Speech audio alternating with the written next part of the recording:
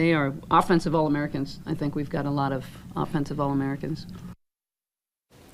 Muffet McGraw clearly not happy with her defense in today's game against Virginia. Good evening, everyone. No, Anj didn't get taller. I'm Alex Wilcox. As for her offense, though, they would need a big game against a stingy Cavalier defense today. A win would put the Irish in a tie atop the ACC. Early first quarter now, Irish up 1. Arike Ogunbowale drains the corner 3. She was 4 for 4 from beyond the arc as the Irish extend their lead. Virginia would answer, though. They answered all day. Jocelyn Willoughby hits the pull-up jumper to keep the Cavaliers within 3. Notre Dame, though, they found their shot today. Marina Mabry good for the 3. The Irish connected on their first 6 3-pointers and rode to a 44-36 halftime lead. But Virginia came out on fire to start the second half. This 3 by Dominique Toussaint kicked off an 8-0 run to tie the game at 44. And while Muffet wasn't thrilled with her team's defense, she was probably okay with this. Mabry gets the steal, throws it up to Brianna Turner to put the Irish up 7. And then, well, it worked last time. Why not try it again? Allie Patberg, Jackie Young, Irish up 9. They get the win 82-74, but they still see a lot of work they need to improve on. Our mindset is we're going to outscore you. We don't care how many points you score. We're going to score more. And it's a terrible, terrible mindset to have. We don't have that in us. I think we need to have a little bit more effort, like trying to get through screens a little more, not just being lazy, like being more aware of what's going on defense, and kind of just like Coach said, like want to defend instead of just saying like, okay, we scored, so I guess they could score too. And one woman who had no trouble scoring for the Irish when she played back in the 90s was current assistant coach Beth Cunningham, although fans may know her better as Beth Morgan, Notre Dame's second all-time leading scorer.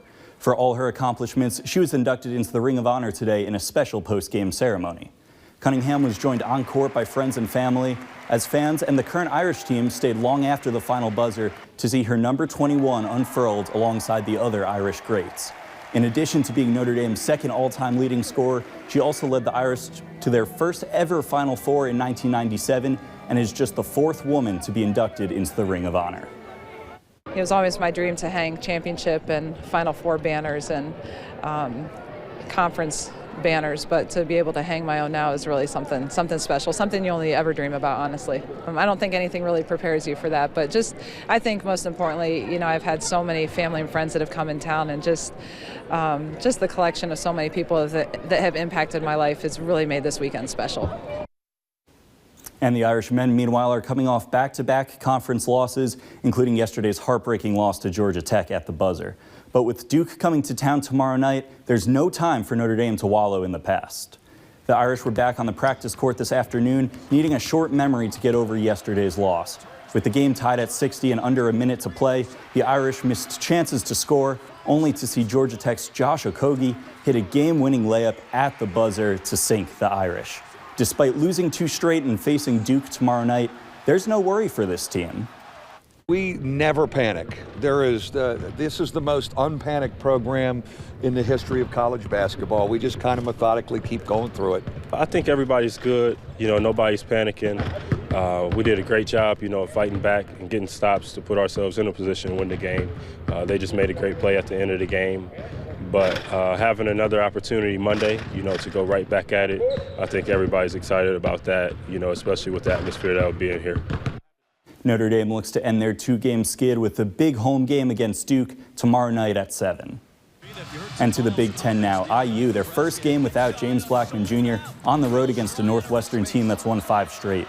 First half, Northwestern up 2. Inbounds pass stolen by Sanjay Lupkin. He slams it home to add to the Wildcats' lead.